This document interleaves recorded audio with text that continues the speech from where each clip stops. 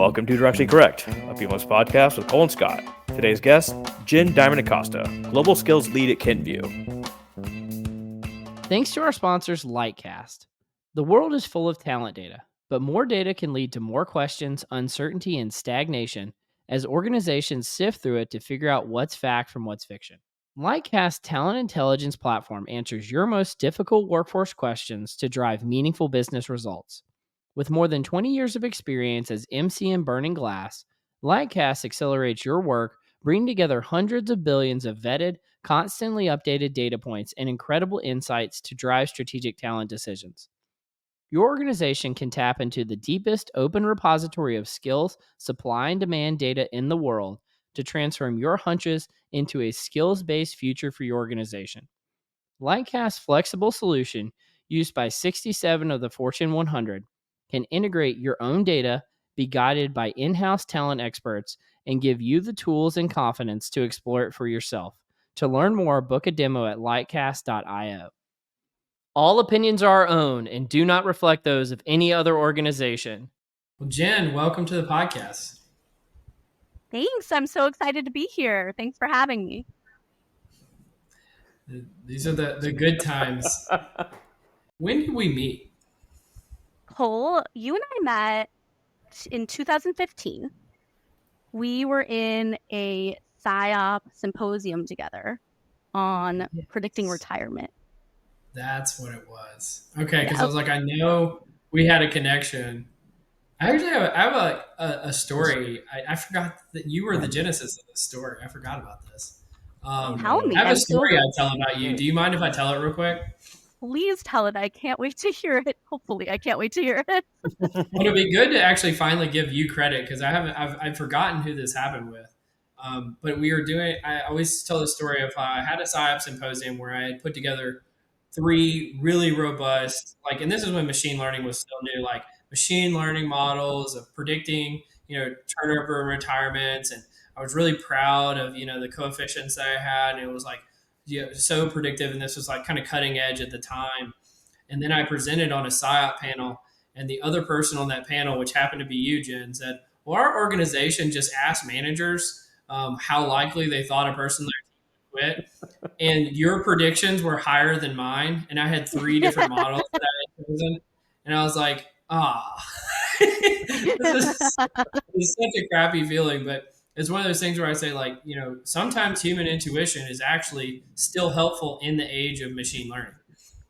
Yeah. And you know what? I was listening to one of your recent episodes where you had Ryan Hammond from Haiku. Yeah. Oh, yeah. Right.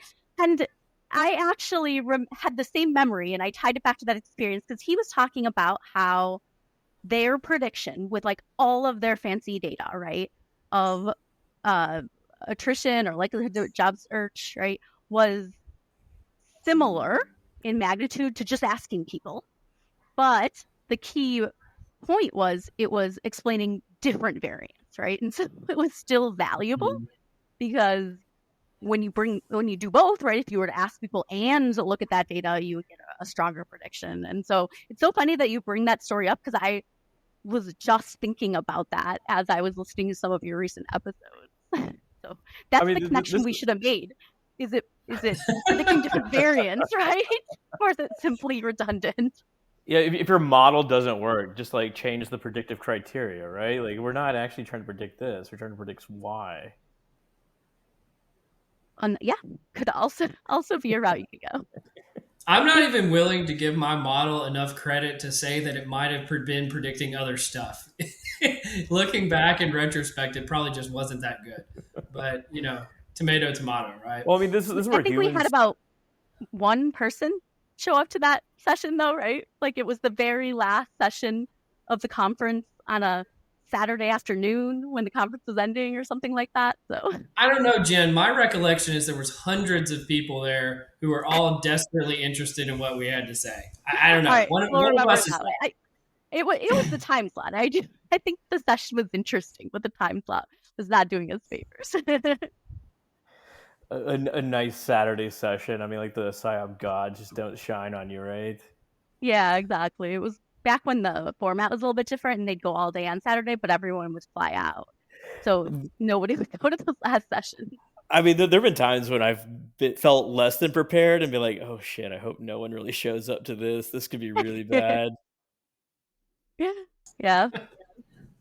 Again, I can not relate. something I've ever done. Oh yeah.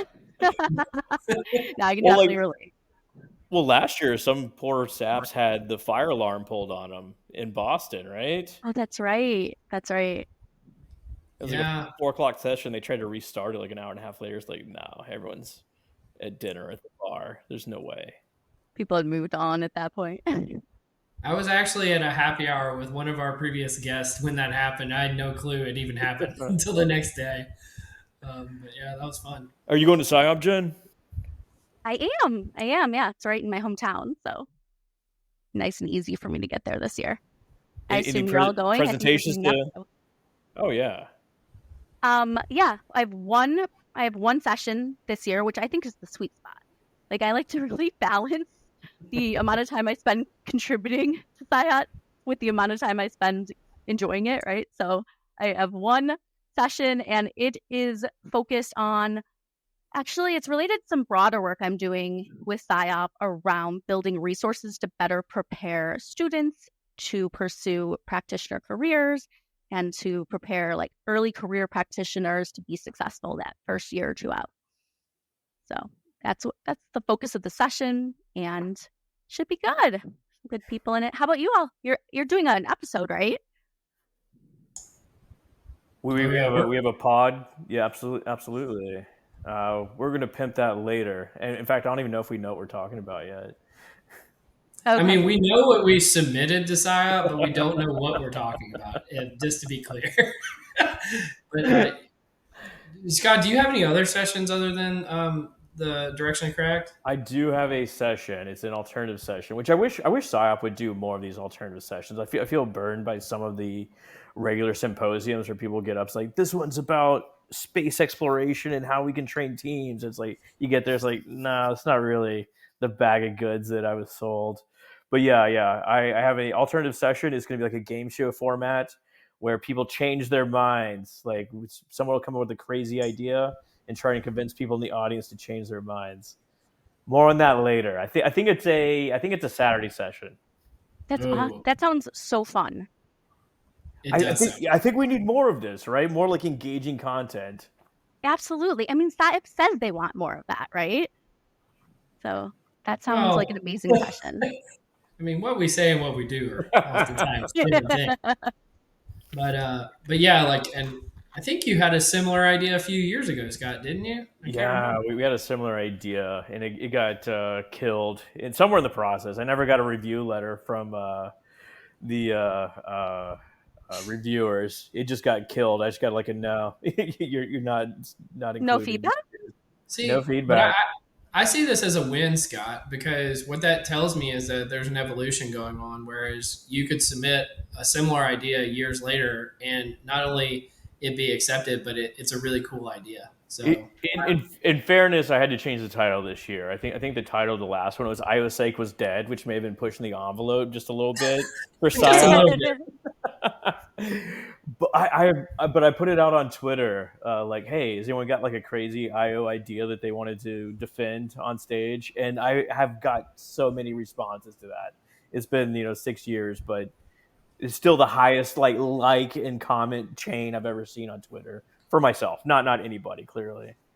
Can you give us a spoiler on like what's one of the crazy ideas? I heard from a professor that's going to be attending, and it was around this aligns exactly with what your symposium is, like the future of work as an IO. Like, how are we going to train IOs in the future, and what does like all the Gen AI mean for us, and just the increasing pace of technology. How are we going to train IOs? What do we actually need to know? This sort of stuff. Cool. Like another one could be like, I don't know, leadership theory is total shit. Is IO psychology dead? Is IO psychology dead? Is it just people analytics? Yeah. Oh, that's funny. Yeah, I've got two others actually.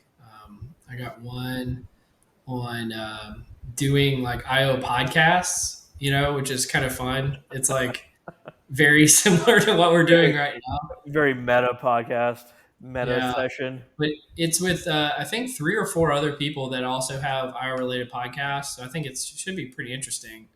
And Yeah. then, and then the other one is, this is actually something I tagged onto last year, but they've been running, I think, for 5 or 6 years. There's a group of folks that are trying to like help IO psychologists how to get into a career in people analytics. And so it's like Chris Sarasoli, Anthony Ferreras, Kristen Sabo, Hannah Markle Goldstein. And they've got this kind of like really, rock star group that they, graciously added me into last year that, I don't know, it'd just be cool to talk about, how do IOs get into people analytics and do it effectively. How do y'all differentiate that? Like, how are you differentiating IO from people analytics? I think it's just like what's not people analytics, Yeah, like yeah, people yeah. who are doing like OD work or, like, I don't know, like all the O stuff that I've never done in my career, like all that stuff is what's not people analytics. And I think a lot of people think what they really mean is like, how do IOs become like data scientists, which is a Okay. very kind of different question. It seems like a bold career move right now with as technology advances. Like, do you want to be an IO that's also a data scientist, as it were? Why is it bold? Just out of curiosity. Is it bold because you no longer really need to know how to program, right? That those skills are being eaten away. Are they being eaten away or have they been eaten? Because this is the thing that I come across, which is like people keep saying what the future will hold, but Yeah. what is actually the present? Have they been eaten already or will they be eaten? Currently, you still need like you can't just totally rely on you know, Gen AI or Chat GPT, something like that, to write code for you because it invariably breaks. It's not good enough if you don't know what you're doing. So you need some basic foundational skills. But I would say that you need to be really good at theory. I think that's the goal for the future. Have a really good mental model of various components of IOSAG, be it org entry, org exit, performance, etc. Man, I'm screwed. Yeah, it's actually so fascinating to me, Scott, that that's what you're pinpointing as critical for the future, because how often do you all talk about theory in your day job? Theory. Ironically, like I just recently referenced like Stodgill, like Okay. 1946 leadership theory, just to make the point that trait leadership isn't where it's at. But at least having the lineage, the knowledge, the background, this sort of stuff is really helpful. Also, when you're dealing with people that with their orientation is to throw everything into a model and just let XGBoost go ham on it, and at the end of the day, it comes out with a set of variables, and you're like, "That's great, but how would we recreate it? What's the logical path that's following to get this outcome?" And he's like, I don't know. It's got a really high Ramsey value, really low Ramsey value, whatever it is. You say like, Yeah. well, that's great. Really good R squared. What does it mean? The area under the curve was really good. Yeah. It's so good. Our Oh man, confusion matrix is so sweet. The it's just so sweetest. It's good. Man, the goodness of it is just good. Our sensitivity and our recall are just Yeah. No, I mean, I'll say insofar as this podcast is my day job, sometimes, yeah. but in the workplace, very rarely, if never. Yeah, I mean, I think our job as IO psychologists is to know that theory and to be able to distill the concepts and learnings from those theories into really simple recommendations, right? And not Yeah. bring your leadership through the muck and the logic of the theories that got you there. So I think maybe that's the story, right? Like we need like knowing those theoretical frameworks is important. It is a differentiating skill, but you don't see it, observe it day to Yeah. day because it's Yeah. I want to revise what I just said. Um, I use No. it all the time, but it's based in my lines of critical thinking, not explicitly like, well, we're referencing Locke and Latham's, whatever, the High goal performance setting, table. goal setting theory. I'm just going to use goals to set for my team, right? Like, and so it's not explicitly stated. It's just embedded within I don't know, the air we breathe, let's call it. yeah, in the fabric of how we do our job. Yeah, absolutely. And a lot of times the models are too complicated to use anyway. So I mean, like if you just find an article you like that has a really good finding, like you can use bits and pieces of, say, like the entire overall arching research, such as the high performance cycle, like you mentioned.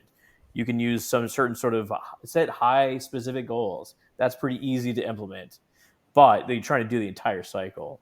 I mean, hell, that thing goes all the way through organizational exit, I believe.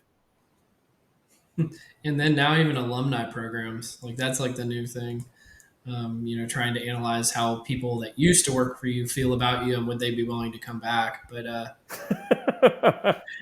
yeah, seriously. How's that Um, going? I don't know, man. Can't get a call back.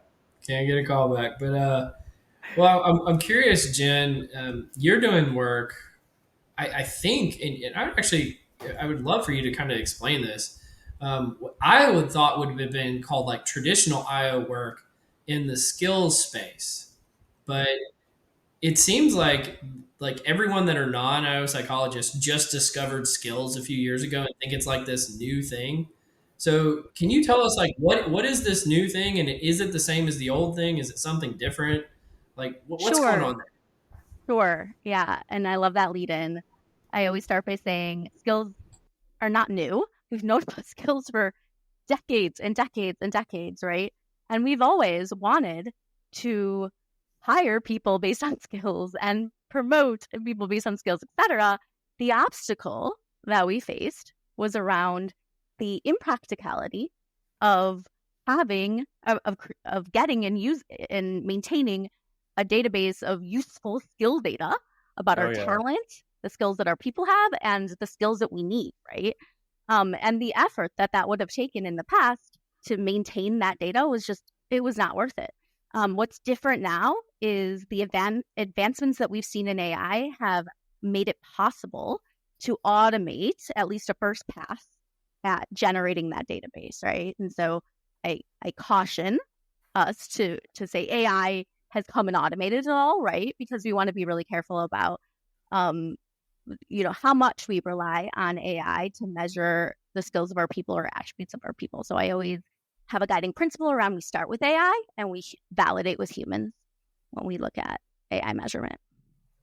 I mean, we have such a resource with like ONET, right? It already gives us a Mhm. good leg start, head start on this sort of stuff, and just like adding in the AI to constantly update our libraries is great. I think that some of the pushback you get with, say, skills is it takes a lot of forethought. Not necessarily in collecting the skills from the people, which really it sucks unless you're using some sort of Gen AI. But people really have to think about what does my organization need to look like in 3 years? What it needs to look like in 5 years? What kind of Yeah. skills are emerging? What do we not have? I guess that kind of goes along with is a secondary consideration. But I really feel that people just don't want to put in the work, right, to do hardcore like skills based hiring and selection. Yeah, you bring up another really good point about that future focus, right? I think that's the other thing that's the impetus to start really focusing on skills now is that we're Yeah, hitting this threshold where for so long we were always like, the pace of change that we're experiencing now is the slowest pace of change that we're ever going to experience. But now we're like really seeing that come to life all of a sudden with how rapidly skills are becoming outdated, how rapidly new skills are coming into the market and becoming in demand. Like 2 years ago, there was no generative AI. I mean, there was somewhere, but we didn't know yeah. about the prompt building for generative AI and things like that. Just like, and suddenly we're actually seeing it come to life, and it's this uncertainty around the skills that companies are going to need in the future. And we're talking like next year, 2 years out, right? In the short term future, it is also driving this whole charge to get this better data on skills so that we can analyze it and we can better create an agile workforce that can upskill, reskill, pivot, change priorities so we can get the right skills in the right place when we need it. I mean, like, what differentiates this from, like, say, like, just competency models where, just like big collections of skills. Like, we need someone to, essentially be able to run our IT function, or someone that can program. Who gives a shit, what kind of programming language they use. How would specific skills how would they be used differently, I guess? Yeah, I mean, I think this is a big question, and if you're an IO psychologist, you are probably have been asking yourself this question around around this new skills movement, as you've been hearing more and more about it. Like, didn't we already do this with competencies, or Yeah. are we already doing this? What's the difference, right? So it's a great question, and I think it's honestly, I don't think it's wildly different. Like, I'm not going to make the argument this is something completely new and different from competencies, but I think that the HR industry as a whole has considered competency modeling to be a failure, right? And Yeah, that and so was I think actually now where we have an opportunity to Yeah. do it again and learn from all the reasons that it failed and do it better. that was kind of my perspective on it. It's like is skills competencies 2.0. I'm like, does anybody remember what we went through with competencies? It's like, do we want that again? I don't know. So what were the reasons that competencies were so disastrous? So one was they took forever to build, right? The competency model took Yes. forever to build, and once they were built, they couldn't be changed. So there was like so much rigidness, no agility. So we need to solve for that. I'd also argue that we didn't do a good job building competencies models that could be used across a life cycle. So we'd like build them for selection, and then it would be difficult to use them in a learning context because they were broad and they encompass personality and character along with skills. And so, then you're like, well, how do you You need to be a better how do you give leader. someone a training on conscientiousness or whatever it might be, right? Altruism. So I think there's some breakdown there. And then I think that we didn't always do a good job of what's the analogy we're hearing all the time now, like flying the plane while we're building it, right? Like balancing the long-term build of the infrastructure with actually showing value to the organization as we go along. So I think those are the things we have to do better with skills, and that we're equipped to do better because of the AI and the technology that's coming out. Yeah. Well, I noticed when we were corresponding about the podcast, you had mentioned this recent article that came out from Mark Efron about, is the juice worth the squeeze on skill-based organizations? And I wonder, we briefly touched on this a few weeks ago, just like maybe 5 seconds. But I'm wondering, what is your perspective on the premise of that article? Yeah, I think that the article he has a lot of points, a lot of arguments against him, right? So, and I think, nice. I think some of them are really great points. I think some of them are just criticisms that you could make about almost anything that consulting firms are out there pitching, right? So things like, one of the arguments is like, we've gotten along this far without skills. So what's to say that we really need it? Essentially, that's like one of them are. It kind of reminds me of when people are like, I don't know why people wear bike helmets. I never wore one when I was a kid, and look, I'm still alive. It's kind of like one of those arguments. Another argument that there isn't good evidence of ROI, but like I kind of feel like that's true of most consulting firm products. But have we gotten by without skills? I mean, like we hire people to form specific jobs. I mean, like if you need a mechanic, you can't just be like, well, they seem like a good person. Like you need some sort of not to mix my KSAOs here, but like need some sort of mechanical ability, some still or the skill to work on a Honda. As it were, right? Like, so we've always hired for skills. We selected for skills. We evaluated performance against skills. Well, and I'll build on that, Scott. I'll say the most anodyne thing ever, but I think this is controversial in the skills world, which is roles come before skills.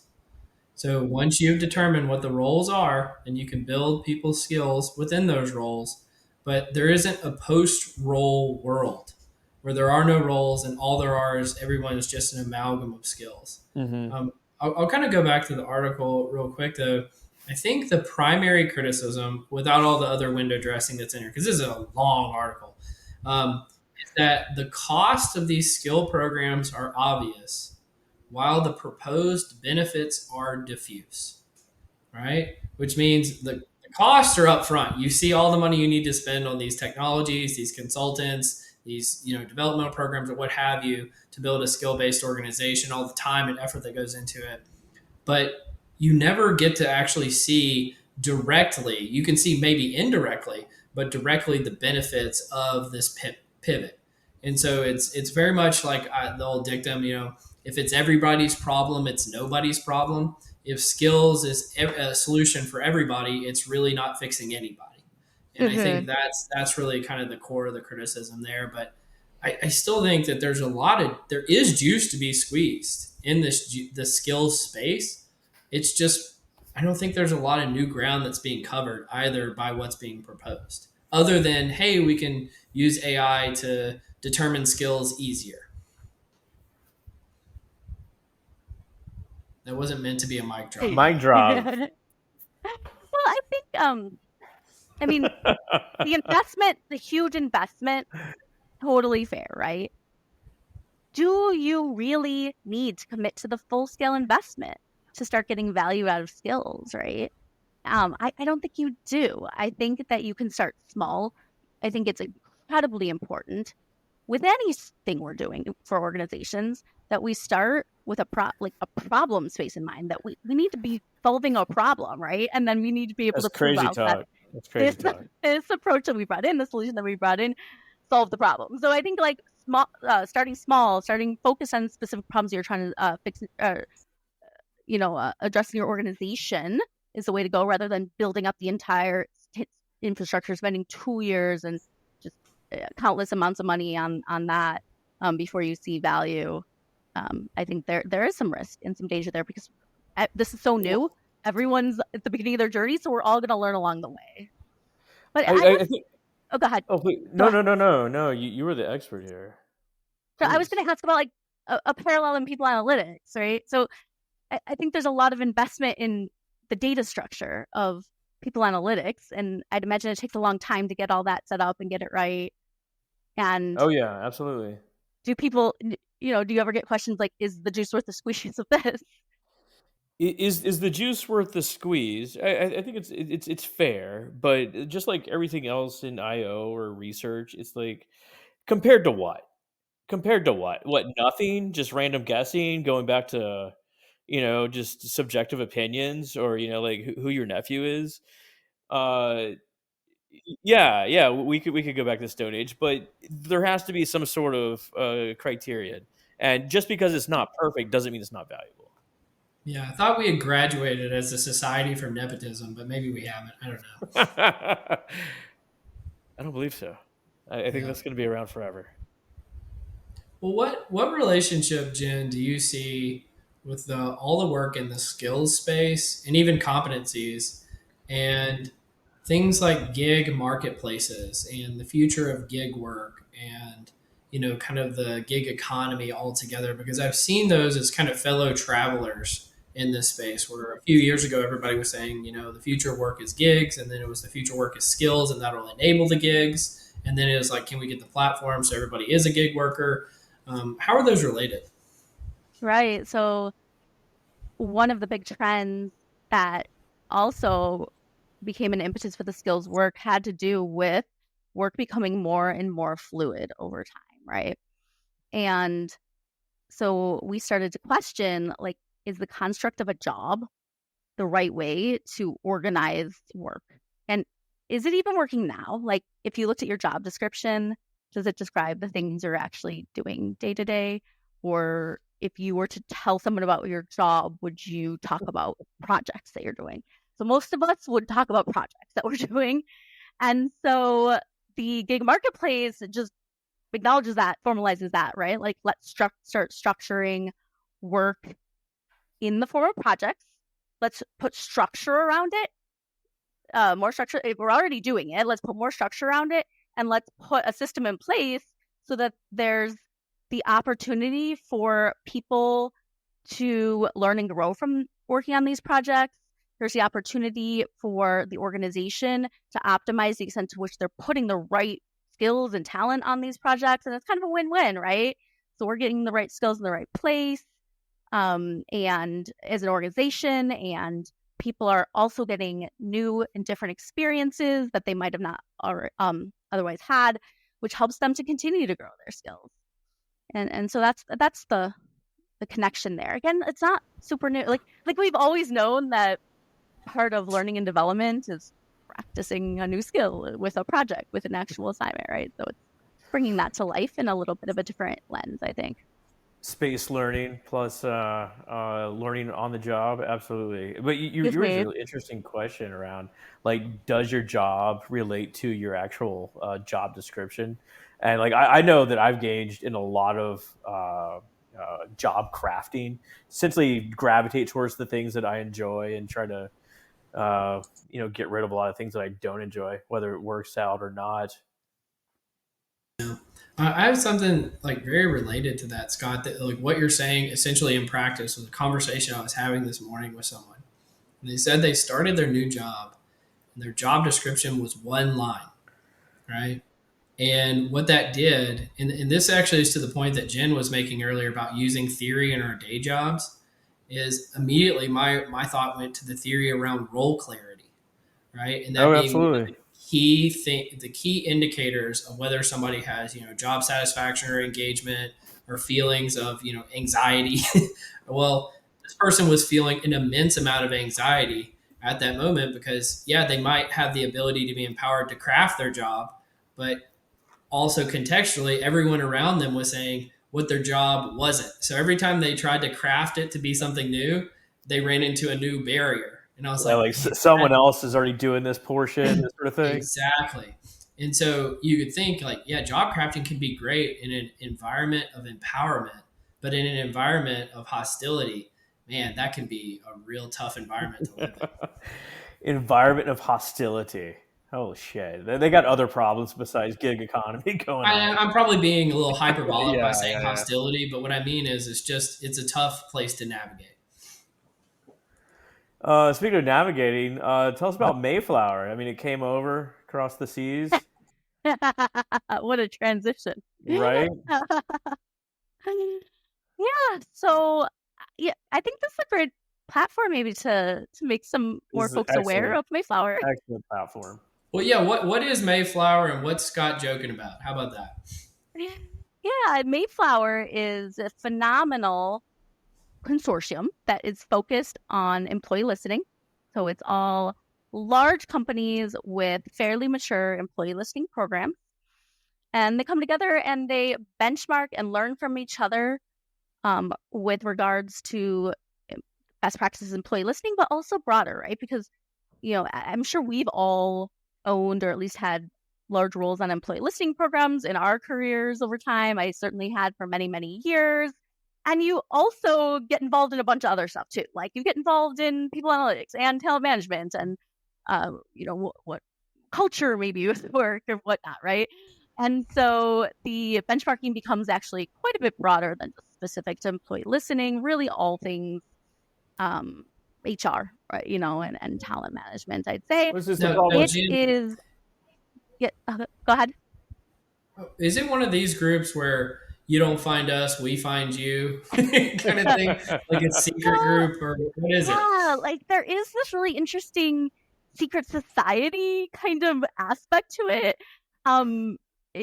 Like that has emerged, or it did emerge in the past, right? Where it was a little bit like that.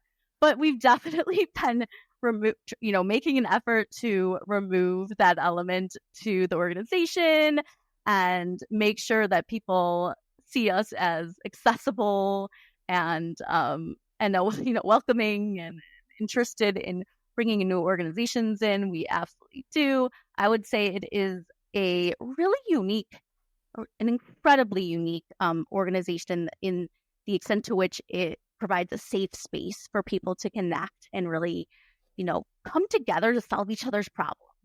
And it's been around for over 50 years, just run as a voluntary organization, which I'm pretty proud of. And it's been really an important part of my career. I should say I'm not involved in Mayflower anymore because I've stopped doing surveys and I've had a new company, but it's been a huge, really important part and something I've really cherished in my career so far.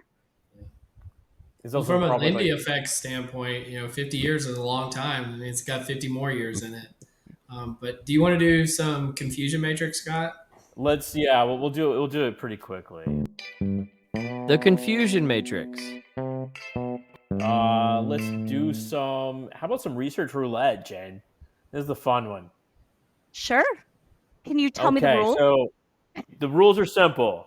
I'm going to present you with 3 research studies. 1 is real, 2 are fake, and your task is to identify the real one. I got it. And if you get it right, you will be showered with fame and glory. And if you get it wrong, well, we won't talk about that. You'll get a social media towel from Cole. Okay, here are your 3 studies.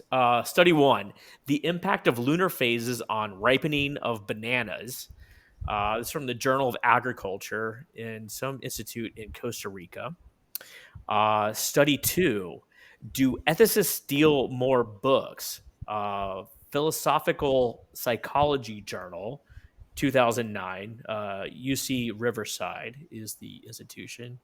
And study 3, investigating the sleep patterns of mythical creatures, 2023, Cryptozoology Behavioral Science Review, Institute somewhere in Scotland, some Institute of Scotland. Okay, so we got lunar phases of ripening bananas, do ethicists steal more books, and investigating the sleep patterns of mythical creatures. Do who steal more books? Ethicist. So people that practice ethics. Or study ethics. Study ethics. I guess practicing ethics would be a different sort of. Do you mind if I weigh in here real quick? Well, what's your thought process? What's your thought process, Cole? I just have a thought about one of them, which is the second one sounds so up my alley. I know it can't be real because it's meant to trick me. It's too much on the nose. Yeah. Yeah, I think that I might agree. It might be the second one. I think the third one is meant to trick us, to make us think that's because I don't know how anyone would study that. Like how do you study sleep patterns of a creature that's not real? I mean, you could read stories about them, but then do they talk about them sleeping? Right? It sounds like so that's what's throwing me a little bit. But I'll go with two. Two's the real one. That's what you're saying. No, you know what, Cole? You think 2 is the fake one? I'll go with 3 being the fake one. Oh no, 2 of them are fake. 1 is real. Oh, only 1 is real. I'm sorry. Only 1 is real. Oh, I think the first one's real. The impact of lunar phases on ripening of bananas. Yeah, I thought it was number 3. Just out of curiosity. Okay, both of y'all are wrong. It's the do ethicists steal more books? So let's see. I didn't take the bait. So esoteric ethics books are likely to be borrowed from a professor's library. They began to study it about 50% more likely to be missing than non-ethicist counterparts. Well, it makes sense. I remember in grad school we had this counseling professor who said that from what's the MMPI? Remember the MMPI? The multiphasic personality inventory. He said that cops and criminals have the almost identical scores on the MMPI, which means if you're the kind of person who wants to study ethics, you're also probably the kind of person who's interested in being unethical. Along several lines, a lot of people go to like counseling psychology or gravitated because they want to fucking fix themselves, right? Like there's something wrong with me, so I need to go into this field. Or fix someone around them. Fair enough. Fair. Yeah. Well, want to do some nerdery? The nerdery. Okay, this first one's about mythical creature sleeping habits. We can go straight into it. Wait, what?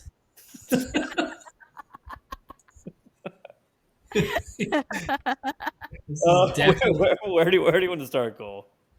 Maybe we'll start. I'll have to admit, for the listeners, I'm very underprepared today, but I'm going to try to wing it. We're struggle busting. What are we doing? We're going to struggle through this. So this first one is from personnel psychology. Person, Organization, Fit, Theory, and Research. And the article is about some of the conundrums and conclusions that they've come to in this space of PO Fit. And I'll kind of explain the article real quick, and then I'll have a little voiceover about it. But they go through, I think it's 6 different conundrums that are related to PO Fit. One of which is, does PO Fit actually matter? And they say that quite a bit, especially with regard to individual attitudes and turnover. But there are many caveats, including measures and national culture. And then, is PO Fit always desirable? For individuals, generally yes, but there can be benefits of misfit. For organizations, the answer is still unknown, particularly with regard to diversity. And so that's really kind of why I brought this up originally, because there's been this push in the last few years around culture fit being considered such a negative in relation to if you're wanting to create diverse cultures. But then there's whole body of research, which is much older than that notion around PO fit, and it being a great blessing to organizations. And so I'm just curious, what are your all thoughts on this article, but also that topic more generally? I think the way people can contribute to an organization is broader than just the tactical way they do their job, right? It's the way that they contribute to the culture as well. The way they show up, the way they behave, the way they influence other people, and and so I think that whether we call it culture fit or organizational fit, I think those additional aspects that are more tied to the way that someone's going to contribute to the culture are incredibly important when you're thinking about who you want to bring onto a team and into an organization. So I guess I'm a fan. I'm a fan of fit. Fan of fit. From a organization perspective. How about y'all? I would say that I don't know if we need this bifurcation between culture fit and PO fit. It sounds like it's the same thing. I don't know if it's old wine, new bottle, or if it's just essentially the same construct rehash. But there is something to culture and bringing in someone that will get along with the teammates, right? We know this that groups that are less diverse tend to be more productive. They tend to get things done more quickly, this sort of thing. What you avoid by having diverse perspectives is you avoid disaster, right? You get opinions that will sidestep or bring in new perspectives. You can be more innovative and this sort of thing. Groupthink, whatnot.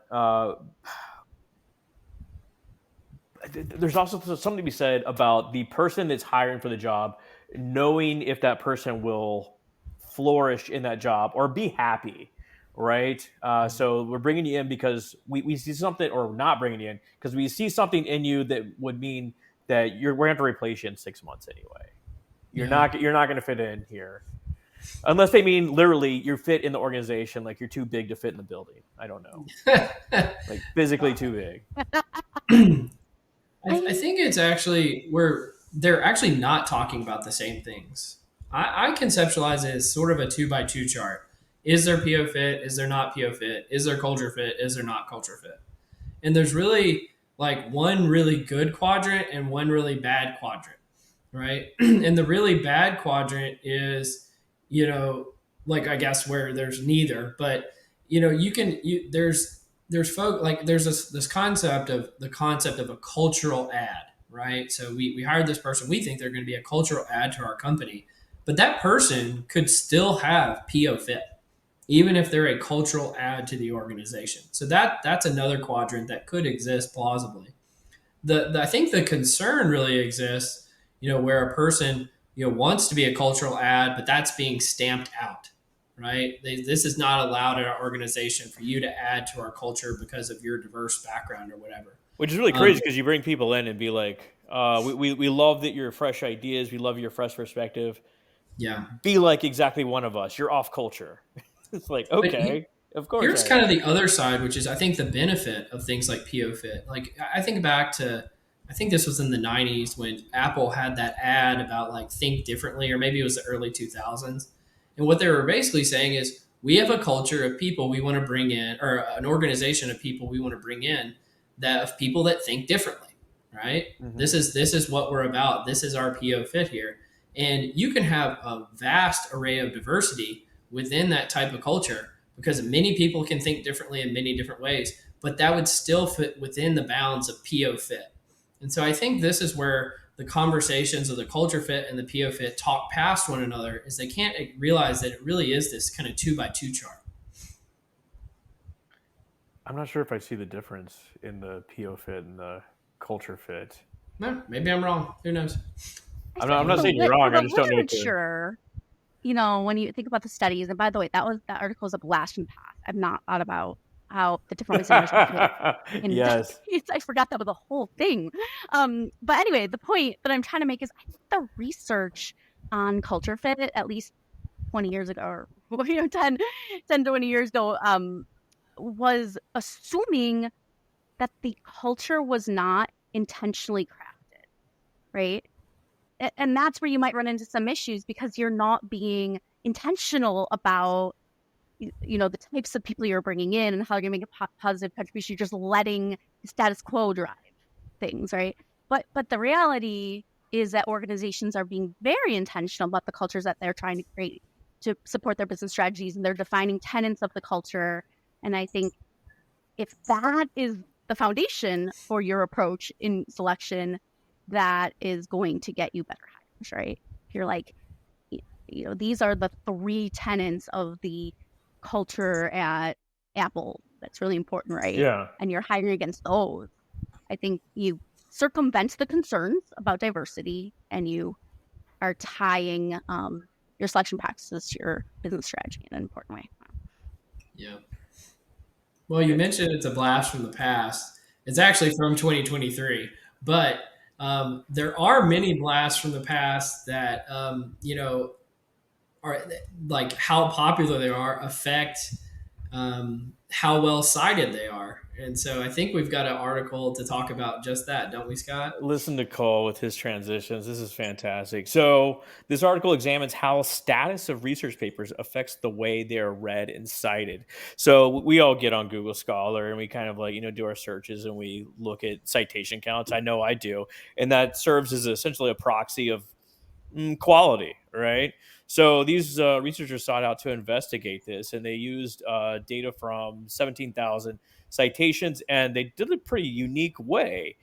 They actually went out and just surveyed folks that had put citations into their own research and asked them, "Hey, was this really foundational in how you thought about the paper, or are we just essentially using the citation as a informative or just like pay homage to it?" Essentially, what they found is for over half of citations, they have minimal intellectual influence on the way the authors think about the paper, except for like highly cited papers. And for those papers with 0 to 100 citations, citation counts do signal some sort of benefit. Like, so if you have a paper with 1 citation, not very good quality, up to 100, and you got better quality, this sort of stuff. Anything else here? So, displaying low citation counts may make papers appear to be lower quality.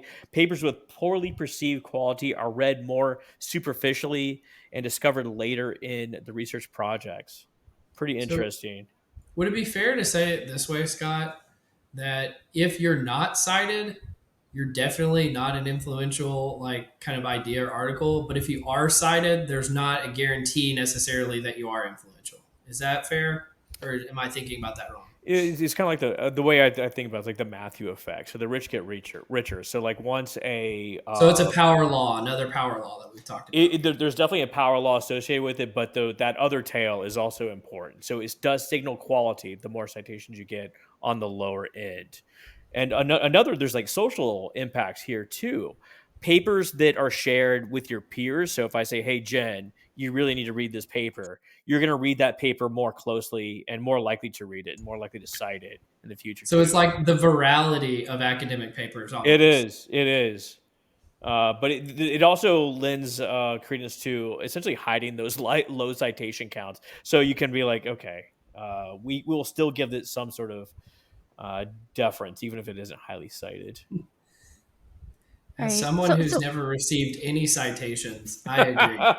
You don't have a Google Scholar page, buddy? It's empty. Oh man. So like, what's our takeaway? What's our practical takeaways from this article? The, I mean, There's I not think, meant to be one. I think so. But like in the world of academics, we need to measure performance, right, of professors, and one way that we can do that is by looking at how often they're cited and use that as a proxy for the Exactly. influence they've had on their field. And I think the takeaway here is that that's a valid measure. We're cool to keep doing that. Am I understanding it correctly? Unless you get super high citation counts, when people just essentially cite it for context, it has no real influence. It'd be like citing, I don't know, Stodgill. I'll invoke Stodgill's name again. Like, they're not really influencing how you think about things, but just trait leadership in the past, this sort of thing. Yeah. So would it be fair to say, Scott, like, like if you're the first person to write about a theory, you're probably cited a lot, right? If you're the seventh person, that contributions to theory is probably not that great. And so even if it's cited, it's not that influential. It's really the first article. And then if someone comes along and overturns the prior theory with some, updated research, that's also probably a really influential one. But the seventh person who writes about the overturning is also less influential. Is that kind of a way of thinking about it? Potentially, I don't know. It's about quality and influence, as you say. I was just trying to lean into like what impacts it could have, because really the impact is do some major groundbreaking research or overturn something from the past, and then that is an influential idea. But if you're just kind of carrying water for some other idea for a long, long time, yeah, you might get tenure, but you're probably not that influential. And you could also have one-hit wonders too. Like, I think like Gersick, punctuated equilibrium, right? Yeah, fair enough. Highly say I don't know anything else she's done. Maybe she has had a great career. On the other hand, you have oh God, why am I blanking? Casio, a million citations, highly cited. Yeah. That might be a fairer measure. But I think it's interesting to show that not all. I think the real takeaway is like not all citations are made the same, and we cite things for different reasons. And just having an overall citation count can be misleading, right? You could argue I'm a zero hit wonder, not even a one hit. Is there a message in there around a risk that we're missing, diversifying our ideas as a field by not reading the low count ones? I can't decide if that's true, because you said they relate to quality. So well, I think that's what they're getting at by saying we should hide the research with low citation counts, because they're going to be overlooked if you look at just Google Scholar and say like, oh, Cole's got 0 citations on this paper. I'm not even going to bother looking at it, right? But there may be some good information in there. I mean, Cole wrote it, so probably not. So we're just going to let that one go, right? Yeah. But if it didn't have a citation count, some poor sap may have read it. I won't be offended. Jen, I really feel like you're trying to give this article way more credit than it deserves. But maybe that's a good point to move on to our last one. Scott, do you want me to pull up about video games? Let's do it. So this is actually quite interesting. So the study investigated the link between video game performance, especially these multi-online battle arena, I don't know, and whatever these are. And they call them MOBAs, multiplayer online battle arenas. And they're linked between fluid intelligence. So previous research suggests that strategic game performance might signal intelligence levels. And so they conducted 2 studies. One, they measured fluid intelligence and working memory and compared it to League of Legends player rankings, which I guess, some sort of like stack ranking. And study 2, they examined the age profile and performance in these MOBAs. And what they found was that there's a significant correlation between fluid intelligence and League of Legends rankings, but not working memory. And study 2, they found that video game performance peaks around age 22 to 27, which is consistent with the trajectory of fluid intelligence. So these findings suggest that game expertise, especially in these strategic games, could serve as a proxy for assessing cognitive performance in global scales. Kind of It could also interesting. be correlated with the amount of free time you have. You know, 22 to 27, that's like peak, people discovering what they're I going to do gotcha. in life, I gotcha. you know? But I mean, the correlation with raw fluid intelligence is quite interesting with the player ranks, right? Because I mean, like, think about all the facets that go into just fluid intelligence, or the sub facets. Planning, strategizing, keeping things going, taking old information, put it into a new context. That's essentially what these players are doing. And I haven't done this in a long time. Yeah. I'll just say that the only variable I thought was missing from this, I think I wildly agree with it, is finger speed. Like Speed. some people just can like move their fingers like crazy fast and agile to do well at these games.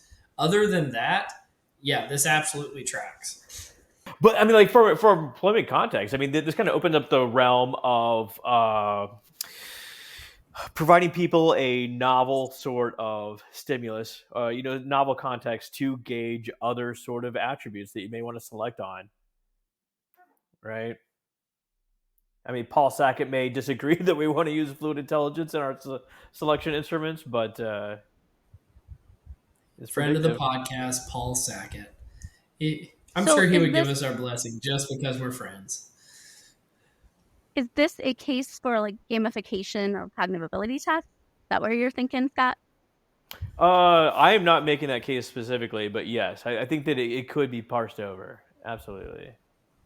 What I saw is like when it came to gamification, it was like a bunch of gamers came of age and they're like, hey, we could do games in psychology.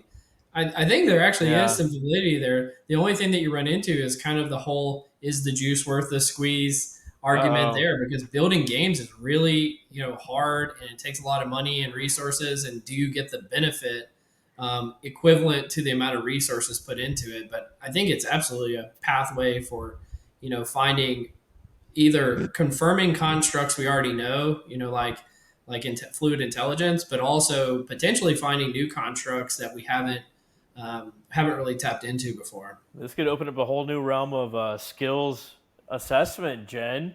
Maybe. Yeah, I'm surprised we haven't done an episode on this actually because it's I think it is a hot topic. Gamification, is it good or bad, useful or not? But my understanding of the research is in the context of selection, candidates don't like it. They don't like it. Even though It it's doesn't have fun, base people don't want to validity. feel like a Yeah. decision about whether or not they're going to get a job is being made on how well they play a game, right? It just it doesn't feel appropriate for the context. That has been my read of the research, and I'm sure the vendors that make them would really add it. Have either of you seen the movie Ready? What's that? Either of you seen Ready Player One, the movie, or read the book? I know of it. Okay. Because like I think everyone who is advocate for this space think that, because basically that's a whole gamified world. Like basically video games turn into reality is like the premise of the movie. And I think everybody thinks like, well, if we create gamification and selection, it'll be just like Ready Player One. In reality, it's nothing like that at all. If it were like Ready Player One, I think candidates would be totally on board, but it's just that's not how it ends up working out. In reality, it's like, hey, write an email to someone and we're going to judge how well you write the email. It's like, wait, this doesn't feel like a game. This feels like work, you know? I always say they're not very fun games. So that's part of the problem. But I think there's more promise in like non-selection context for gamification, like training and development and like just motivating people to do the things you want them to do, right? Like having like incentive-based games, or you earn points for, if it's developing yourself, you earn points for the trainings that you do, and then with the points you can be on a leader scoreboard, and like that type of gamification I think probably has more merit. Oh, it definitely works in like call centers and things like that. I've seen that deployed for sure. I think there just has to be. I'm sure there's been research on this. I can't remember it off the top of my head, but like there has to be a quick feedback loop between the gathering of the points and like the leaderboard or whatever is shown and the behavior you're wanting to see. if there's too long of a lag, it ceases to be effective. But anyway, take that for what it's worth. Well, Jen, you've been fantastic having you on the podcast today. It was like a way back machine. Actually, we didn't even get to see how we talked about how you and I met. How did you and Scott meet? Scott and I worked together in previous jobs. We did. I don't remember the exact moment that we met, but I definitely remember that it was like a all hands or get together sort of thing. And we sat on the table, and Jen, she sat like the head of the table, and I sat next to her. And like within 5 minutes, like, God damn, this is like a powerhouse. It's an IO powerhouse I'm sitting next to. Super impressive. Yeah, she's amazing. She likes Well, that thank Chicago you. style pizza. My memory of meeting you, Scott, is that you brought us souvenirs from I did. Texas I that you had did. made with your mom. Were they like rocks or magnets or both? I'm trying to remember, but it was Yeah. Oh my God, I'd forgotten about this. Yes, my mother was very crafty. I am crafty too, but I can't take credit for this. But yeah, she made little like glass magnets for people. I thought you were going Yeah. to say pet rocks. I was like, that's epic. I love it. No pet rock. Why did I think there was? That's- Well, yeah, maybe there was a rock aspect to what the magnet was like. I'll send you some. I'll send you some fresh ones. Nice. Bring them to PSYOP. Oh, that's next level. Okay, I will do this. Nice. awesome. I'll start handling them out. It's But I been a actually pleasure thought talking. about that the other day because I went to my new company's headquarters in New Jersey for the first time, and I remembered how Scott had brought like a piece of Texas with him when he came to Chicago, and I brought Chicago souvenirs to my new team, inspired by you. So I didn't. My mom didn't make, nor did Oh. I. They were bought in the store. So Well, it's kind of like when you're cooking, or like you just get like takeout. You just gotta put some flour on your face and be like, "Oh, I spent all this time making this." Scott, you're an inspiration to all of us. You gotta start the ingratiation early when you get a new job, right? Fantastic. yeah. Well, Jen, you've been amazing having you on here. Before I give you the final word, Scott, any parting words for Jen? I don't know. Where we're gonna eat, Jen, in Chicago? Are you looking for pizza specifically? Sure, whatever. I don't care. But I think Chicago's famous for its pizza. There's always debates around what's the best Chicago pizza. My recommendation is Lou Melinati's. Take it or Okay. leave it. I think it's by far the best. I also just think Chicago pizza is like too heavy of a meal for the vast majority of situations. Jen's walking me into like another great story. We got a couple seconds here. So we had a team meeting with Rudy Giesek, the great Rudy Giesek, and I don't know. I think I sat next to Jen at this table too, but there's like, I don't know, 20 people total, and Rudy ordered like 3 deep dish large pizzas. In between 20 people, we ate 2 of those pizzas and had an entire one left over. And Rudy got the bill, and it was like $100 or something like that. He's like, Jesus Christ, I just fed 20 people for $100, and I got entire pizza left over. This is amazing. It's cost Really? To Chicago.